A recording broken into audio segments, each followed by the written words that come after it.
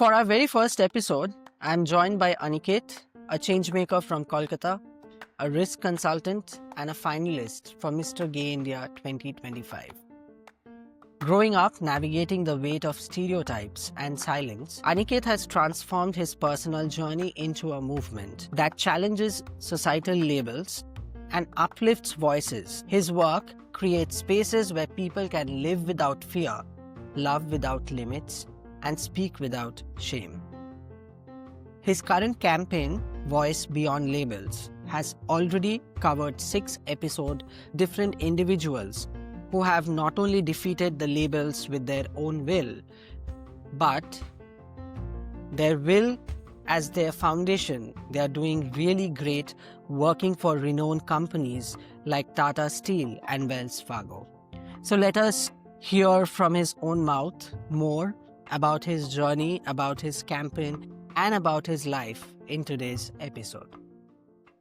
Thank you so much, Shobhan, for such a wonderful introduction. So, if I talk about my campaign, the sole purpose of this campaign when I was enrolling for Mr. Gay India was because all through of my life, I have always seen and heard people putting each and everyone in my surrounding into boxes. So, if it's my sister, they have to do certain things, and if it's me, then I have to do because that is how I have been conditioned. And as I start growing up, I understood that these are labels which are given by them, but these are not the correct way of life or the correct approach to see things. Right. So when I enrolled for Mr. Gay India, so the expectation from them was to run a campaign. Right. So at that point in time, this thing came into my mind too, that how can I bring different voices who have already been but they have defeated those labels and doing wonderful in their life. So there are 2-3 individuals, not just the people from the community, but the allies as well, whom I have put in my videos and reels. The very second or the first video is about one of my friend, Saurav, who is working as a manager in Tata Steel in sales, right? So his life has been really transformational for me because I have seen him growing and the kind of labels that he has seen, the challenges that he has seen coming from such a small city from Banaras, right? And having got that scholarship from Tata Steel and now working for them as a sales manager, doing really great in his life. So when I always meet him, I always ask him or probably try to understand that how does he deal with such situations because he still faces those things, right? In at workplace because they're kind of things that he has to hear because अच्छा तू तो वैसा है ना so थोड़ा तो problem होगा ही तुझे because sales people are very raw and it is very difficult to It's a deal very because demanding. the targets are there and at the same time if you don't meet them then you are bashed like anything. So that is how his life is. And there's another person who is a vice president in Wells Fargo. uh, he himself has faced lot of labels, and when I approached him, the only purpose was the though he is out to his family, but then he still has to hear abhi to shadi kar le. He's 33 or 35. Isn't that the common question that Yes. once you are crossing a certain age, say Yes. 25, 26, The problem with them is that they don't want to understand that what is his truth. The fact with them is that getting married is the only ultimate. but I think there's somewhere also a denial from the parents' Yes. side because for me also I have brought these issues a number of times to my family, parents and my sister, but then I feel that they know what I really want out of life or who I am as a person, but they are still in a denial mode, and on and off they'll Yes. go over to that marriage thingy and then they will ask us that, oh, why can't you get married, why can't you have a life? So I feel that somewhere or the other, probably he's doing good if I talk about his career, but then I've always asked him to always ensure that your self-respect is not getting affected somewhere or the other, because I see at times he is suffering somewhere, but though he has a work or maybe a career that he's already into that rat race, Right. but then still that struggle is on because only thing that he has is work and family. That is what he is doing.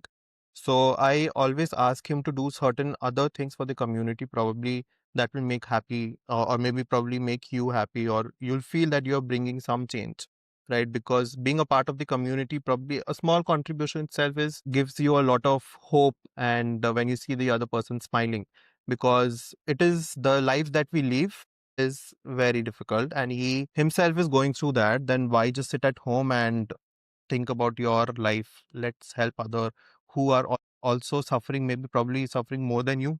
So why not help them? Do you really think that, or I'll give you my perspective. So when I help somebody else, I kind of feel good that because of me or my understanding of certain things, I can smile and sleep peacefully at night because I know that this person is relieved or this person has a temporary peace in mind or stability in life. So, is your campaign looking forward to that kind of a direction where you not only focus on the people who have managed to come out of the bullying section and the bullying, how it did not affect or how it affected them, they still managed to crawl out of it? How are you going to include those who are still stuck in that, that phase where they think they are not enough? So any plans how you are going to target them through your campaign?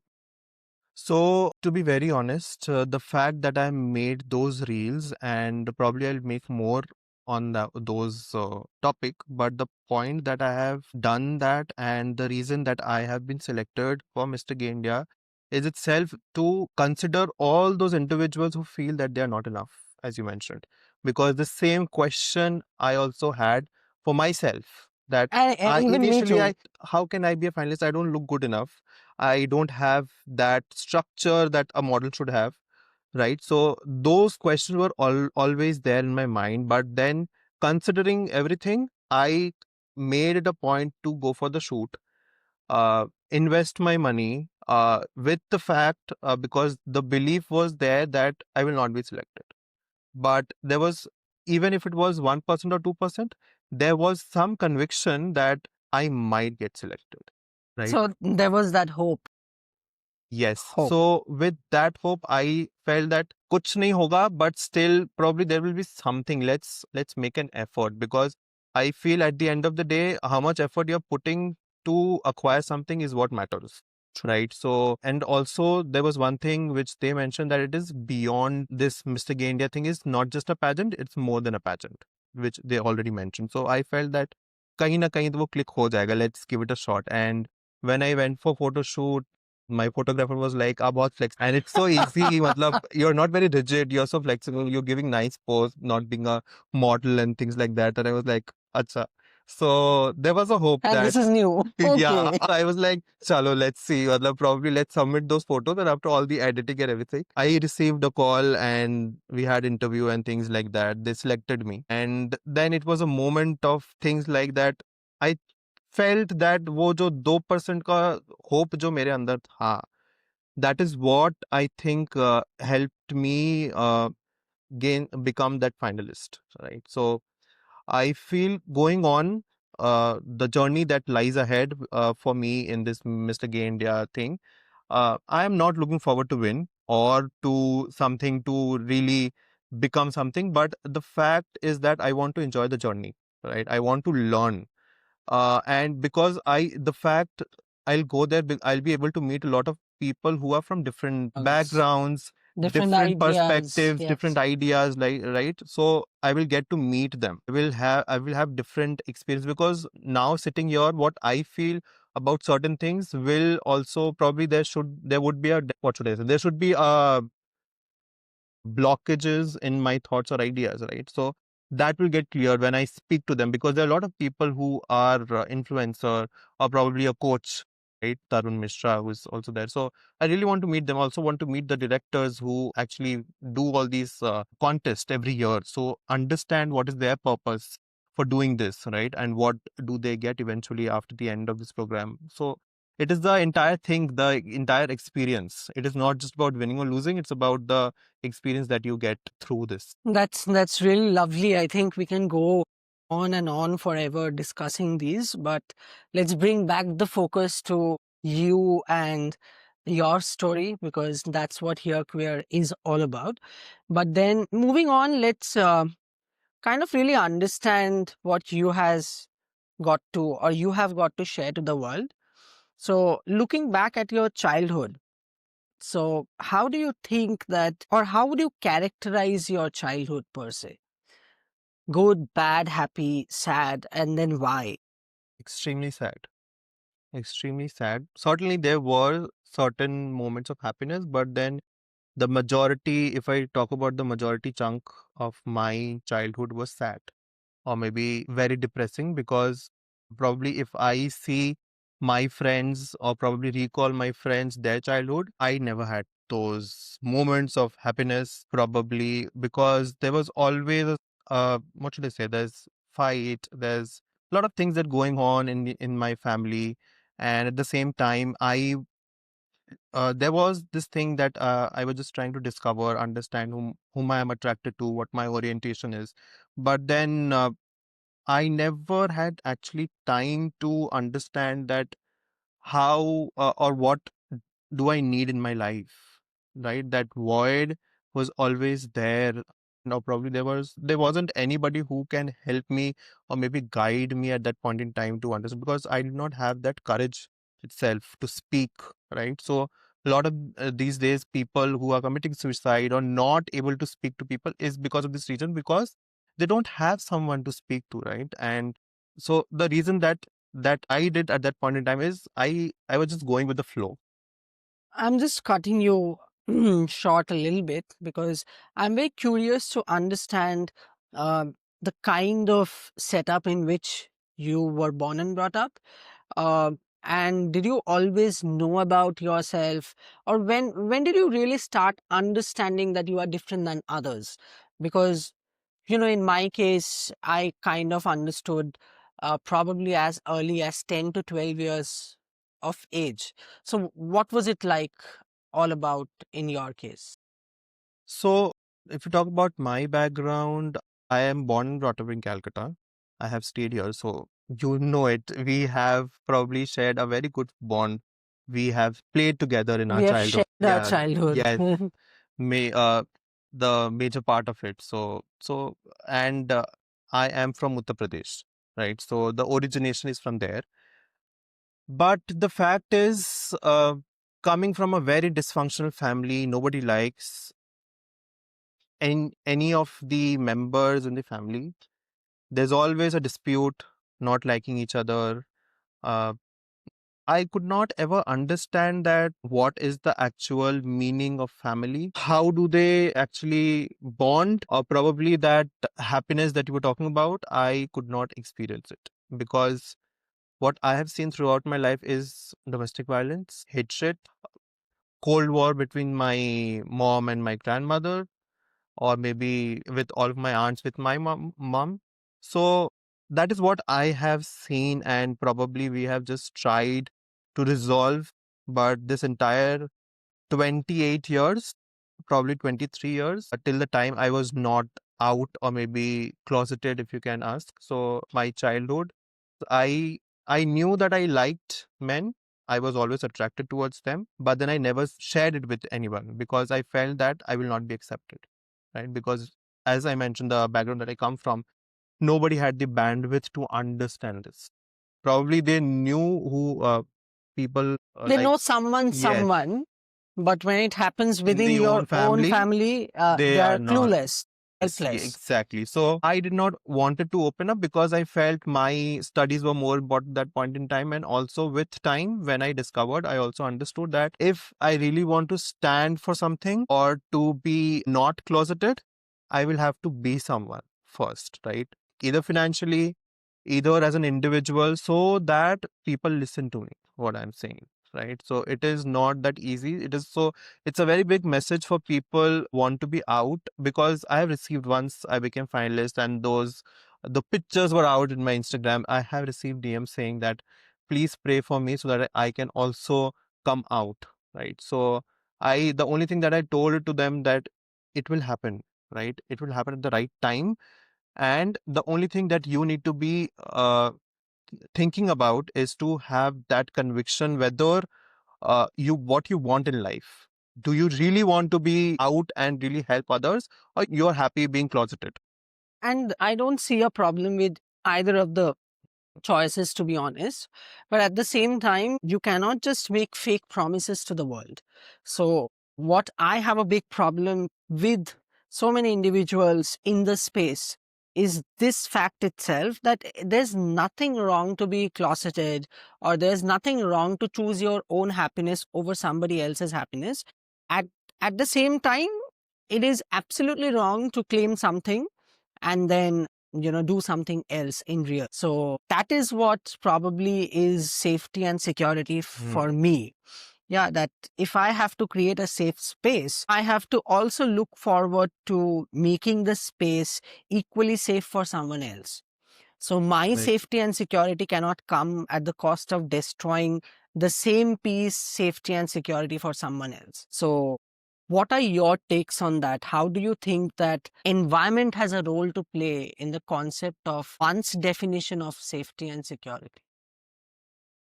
Probably, I would just like to highlight or probably quote one of those lines, as I'm a part of this group of, or probably I practice Nichiren's Buddhism, right? So there, my mentor said that your life is a reflection of your environment, right? So whatever happening is happening to you is the reflection of your environment. So all the time, you have to be very convinced that whatever actions that you are putting in and day out is I should not be the reason of these things happening. I do so many good things.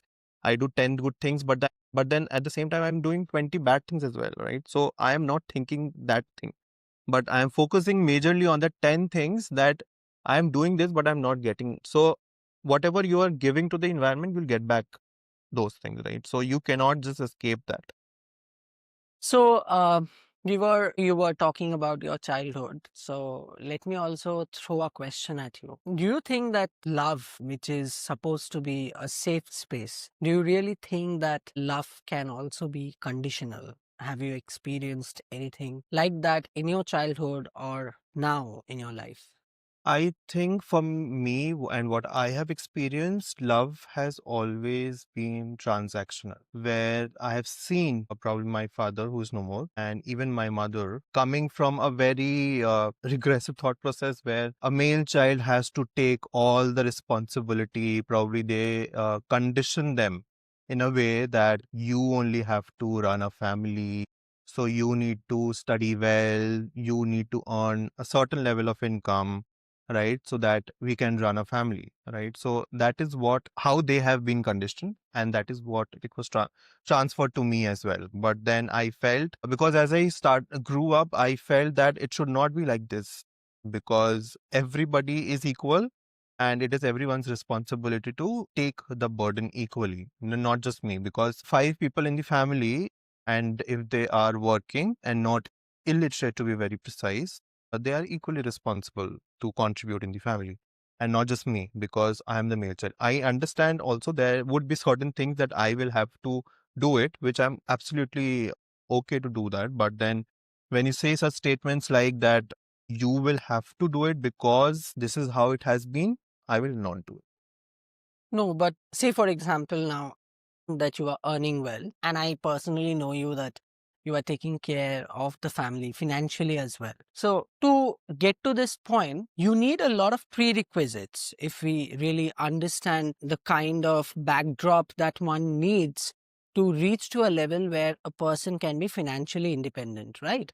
So it can be resources, it can be a stable childhood, it can be n number of things.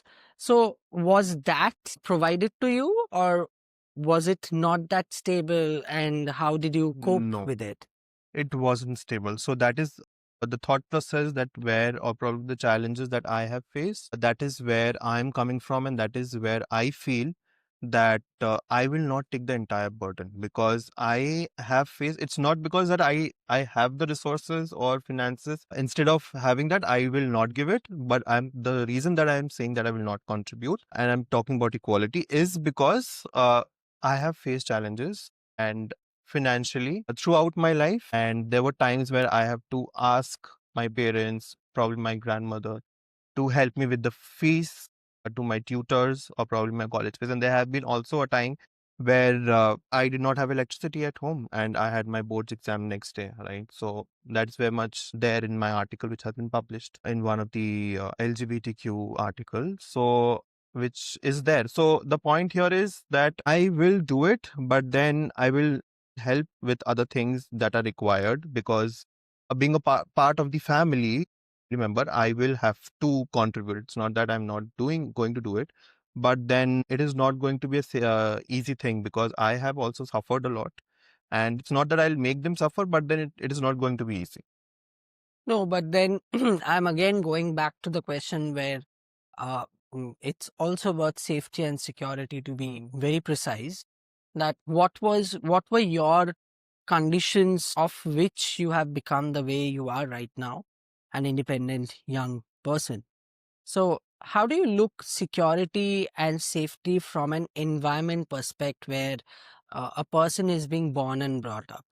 So, can you share some examples from your life? What have you seen? What kind of home setup it was? See, if you talk about safety and security, I never felt that, right? If you talk about safety, security was never there. Safety, I never felt because every night I used to sleep, I used to wake up with fear that because when I used to open my eyes, I used to see my mom is getting beaten up for no reason. So for no obvious reason, and she's being dragged with her hair, she's being thrashed, and all those things. And every night I used to curse my dad that I am not going to respect you. Even if God comes and tell me that no, he's your father, you are supposed to respect him. I never have that respect. I'm saying it out loud, and this probably is going to be telecasted somewhere or the other. That hatred was always there and is still there, right? Though he's no more. But with all due respect, it is a very human nature, right? If you see your father is hitting your mom for no reason, just because it's out of frustration, things are not going well in his life, doesn't give you a reason to make someone else's life miserable, right? So that safety and security that you're talking about was never there for me. It was everything was all very uncertain, very disturbing.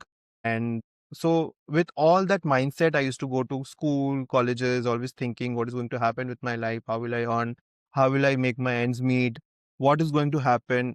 Everything was very uncertain. So as I started growing up, taking my own responsibility, slowly and steadily, started seeing certain changes. And once I got a job, I felt that this is going to be a real motivator. Probably I understood very early that it is me who's going to will have to build his own life, and nobody's going to support me. So there was certain supports from the family, but again, it was with an expectation that I will have to give them certain things because they have spent some money on me to probably they have paid fees for my graduation or probably in my school days, right? So they had that expectation that I will give them back that money that they have spent or maybe contribute in the family or take the responsibility. I'm happily going to do that. But then if you charge me or if you put me on a gun's point and say that you have to do it, then that is something not a very right thing for me, I felt. So yeah, that is how it is. Yeah, I mean, it's really, sometimes when we talk about love, we consider that it's holy, it's sacred, and family is the first place where you are not supposed to be judged. You are not supposed to be, mm, you know, tick all the parameters of a good boy or, fair skinned or whatever it is. Okay. And let me just also share that my father used to call me a hijra, and publicly, not just within the four walls, but he used to introduce me to all his friends, all his colleagues, saying that I'm a hijra and ladies and this and that. So, my next question would be, have you also faced certain kind of bullying, certain kind of naming, and which has kind of taken you to a very dark side of yours mentally? And then how did you crawl out of it? To be very honest, feel that each and every person in this community has to go through these labelings and name callings, and maybe because of which few of them take it in a very positive note, few of them give up and probably do certain things which are not right, and they should not be doing it.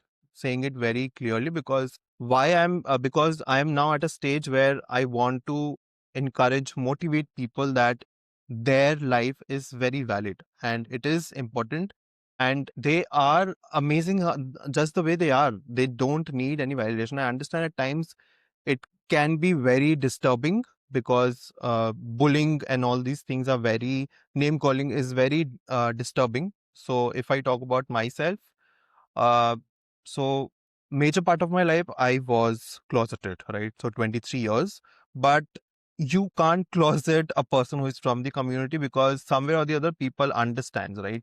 If you don't like sports, you are not a straight If you person. like badminton, for Yes. example, Yes. instead of playing Yeah. cricket or So football. yes. So me being someone who was always against sports and coming from a family where my sister were best athletes in school, right? So that was extremely at times disheartening for me. I'm not comparing, but then I was always compared, right? That you can't do these things, you can't participate in flat race. एक अच्छा करी तो दूसरे को भी करना ही है because it is difficult for me because that is not my strength only. Simple है because I was better in studies, doing well in my studies, which they were not able to do. And my teachers used to explicitly call it out, right? That your sisters are in good in dancing and extracurricular, but your son is doing really well in studies. So please, isko aap is pe focus kariye because eventually this is going to help him in life, right? Extracurricular, probably if whether they choose it as their part of life or not. If they're not choosing it, then what next, right? How will they earn or probably what Make a career. career? So that is how my teachers have helped my parent to understand that this is a very good thing to look at. Don't just look at the negative side of it, right? So that is how I've always been motivated. My all my teachers have been really supportive. But how does bullying particularly affected you? It did affect me. Typically, if I call out the PT class, right? So when all students are playing, I'm just sitting aside, not playing. Probably I did not like to play basketball, football, badminton, anything. अभी लड़कियां भी बुला रही है कि badminton खेलने, तो I was not interested, to be very honest. I think that I should just sit there because abhi nahi, naturally it is not just coming out from my soul that I should be doing this, right? So वो नहीं होता था. So I have been name called that अरे लड़की के जैसा है, ये खेलता ही नहीं है, things like that multiple times. So with time, and there were other things, they used to poke me, they used to throw things at me in the class. ये तो ऐसा ही है and things like it was very disgusting and at times very frustrating. Also, I felt that I should stop going to school. But then I also felt that power came when I was recognized, when I started ranking in class. But the point that we need to is make out is to really make that noise or probably make ourselves so strong in something that we know that this is my strength.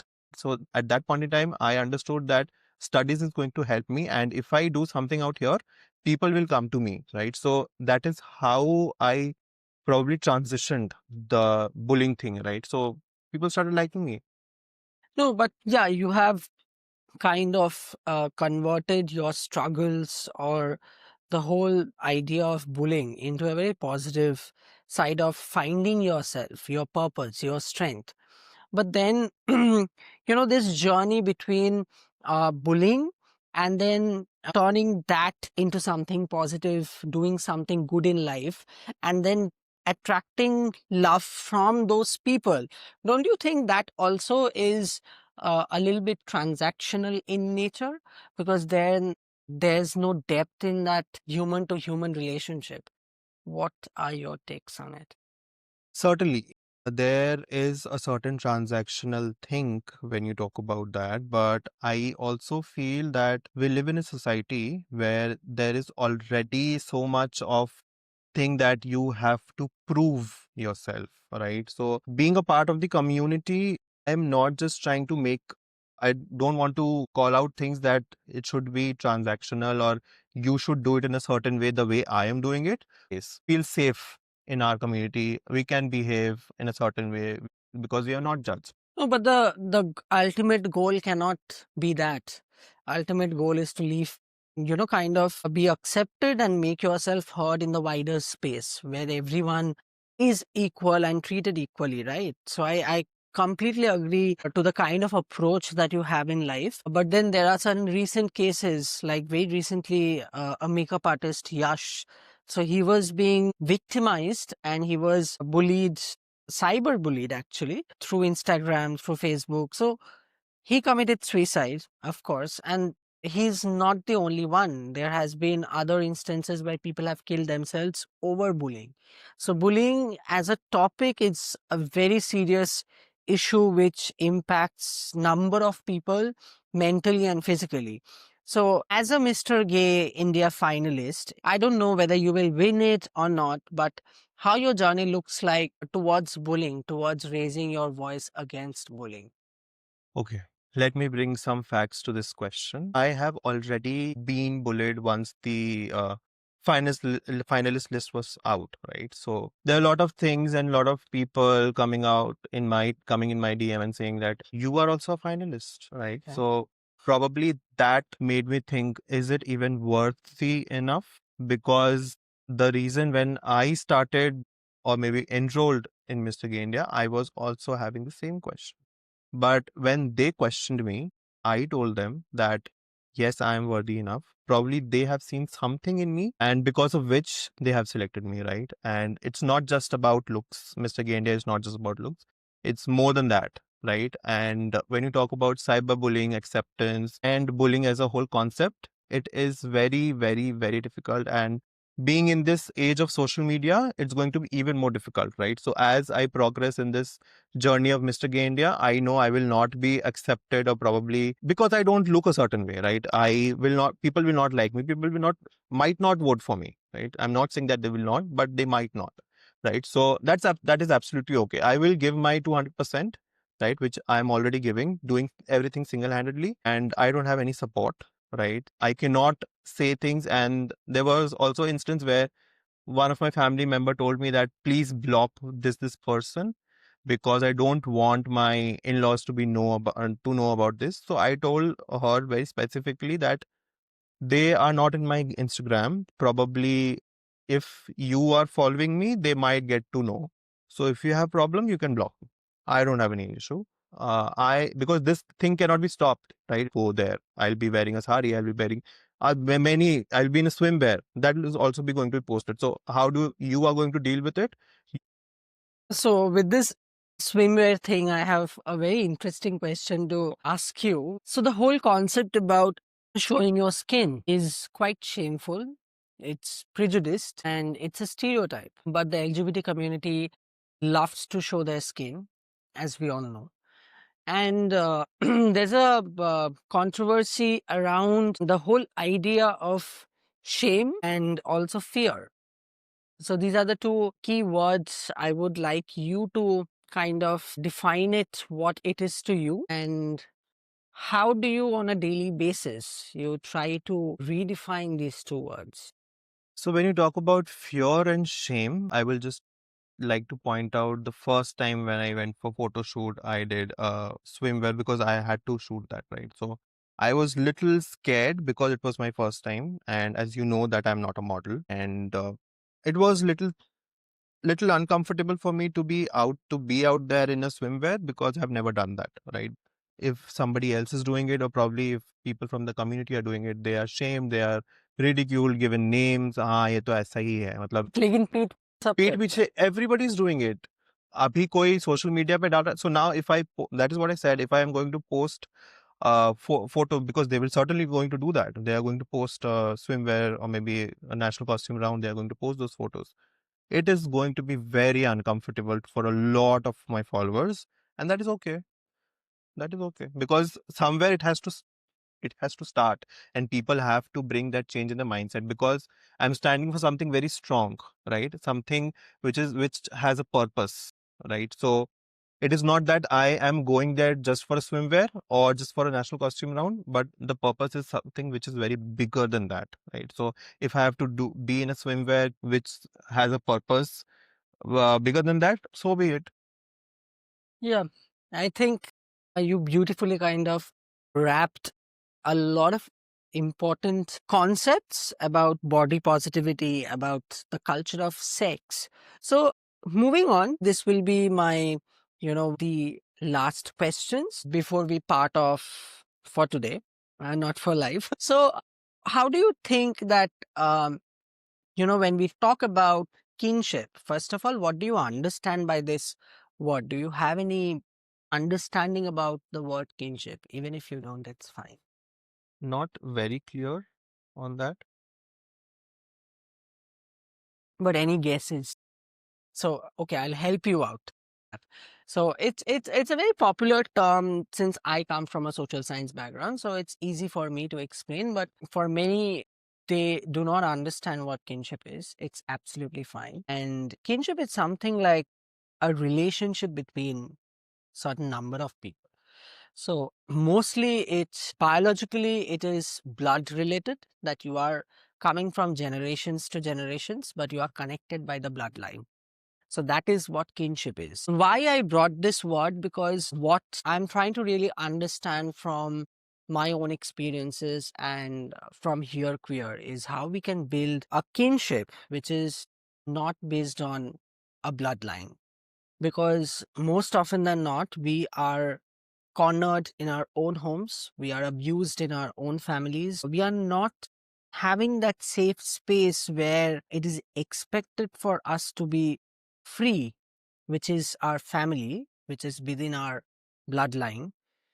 Then how can we take ourselves into the wider world and how can we form a community there? And that I'm trying to define as kinship, which is not based on bloodline. So my question to you is, if I am supposed to do that, if I aim to do that, and say for example, now we are so many people in this room, we are also a part of that kinship, but not shared by the, or not connected by the bloodline. So how then we can make it sustainable, keeping aside sex? Because we have seen it is not working out. When we want, we are sleeping with 10 people, 20 people, 100 people, but then do you really think that those people are coming back to you in the times of need, when you need them? So my childhood friends, I can just ring them up. If I'm in the hospital, I know they leave their jobs and come and save me. That is what kinship is for me. I don't need to be connected by my genes or bloodline. I need that support. So, why I bring this concept is, for me as an HIV positive person, as many people know about it now. So, I never found that support from the same community. I see that we are sabotaging each other, okay, over a disability and stigmatizing each other instead of being that family for which we take pride, right? The flag, the colors that which is shining bright there. This is my whole, question, that how do you think about kinship in a different way? So when we talk about kinship or probably the support that we are looking at from the community or probably from the friends, I am also in the same situation which you were. Probably I also have a handful of friends whom I can really count on, right? Or probably can think probably you have a friend who can leave his job and come to you. I don't have that because now being a part of this pageant, I am seeing real faces coming out, right? Who are friends. And I want to say this very clear with people who you are going to hook up, they're not your friends. Not your friends. Please take this from me. I can say it out loud. They are not your friends because I've heard few comments. So I understood that he's not happy about the fact me being selected. Somewhere or the other he is, but then overall he's not happy, right? Because that is where the drawback of this community is, right? When we talk about kinship support. Since मेरे को अभी ये dark side दिख गया है, I have first hand Hmm. Experienced, and मैंने कभी सोचा नहीं था कि I will talk about my condition so openly, but circumstances ने मेरे को उस सड़क पे लाके छोड़ दिया है कि अब मेरे पास वापस जाने का कोई रास्ता नहीं है. So, and I chose to turn the tables around, and it's not about cribbing, it's not about complaining, it's not about, pinpointing that इसके वजह से ये हुआ, इसके वजह से ये हुआ. That's not my concern at all. लेकिन आज मैं हूँ, and I realize I'm not the only one. He's नहीं. There are many like There are many like me, and probably, beyond the queer spectrum. Everybody has a dark side. And even Gandhiji, I'm just quoting him, I'm bringing a most revered person in Indian freedom struggle. Even he had a darker side. And you cannot, even Akbar had a darker side. Even Hitler had a double side. So, how can a human being have no flaws? If we cannot love another human being who is like us, what are we expecting from the world? That is a question which is, it's mind boggling me. And another problem with this is how then I build a kinship with this community? I think again what I feel, because as I am also undergoing the same challenges, I feel that your purpose has to be very clear. The foremost thing, yes. If you are very clear that what you're going to do with your career is very clear to you and you're standing strong with that, people will come to you, because that is what I am applying with the same thing in my this Mr. Gay India pageant, right? Because I cannot give up at this moment. Okay.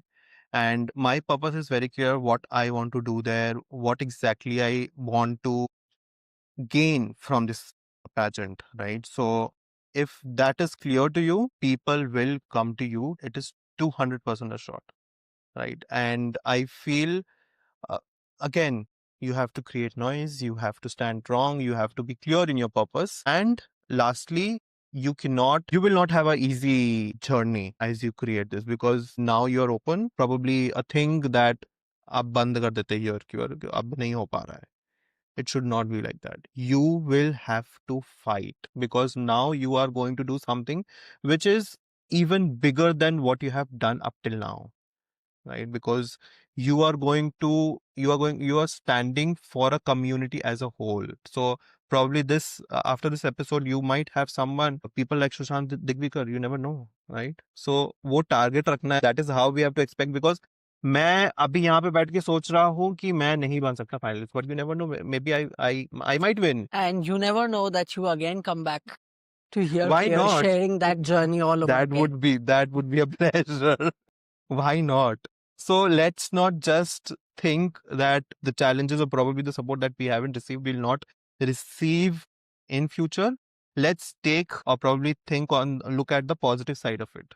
The thing that we are going to probably we are doing at the moment, right? So keeping that in mind and keeping our purpose clear, I am 100% sure that something positive will turn out. Yeah, I mean, so much of conviction coming from your mouth is, ghee shakkar. That's what I say. Thank you.